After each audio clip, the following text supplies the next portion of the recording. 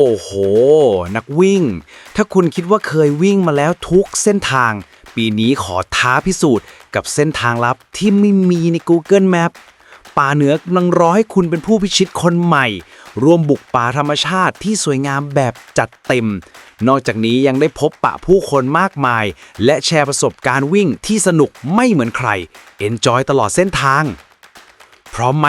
ที่จะพิชิตเส้นทางลับที่สนุกและท้าทายไปด้วยกันในงานลำปาง Mysstic Trail 2025 สมัครเลยวันนี้ในราคา Early Bird นักวิ่งเก่าทุกระยะรับส่วนลด 50% ตรวจสอบสิทธิ์และสมัครได้ทางเพจลำปาง Mysstic Trail แข่งขัน 15-16 พฤศจิกายน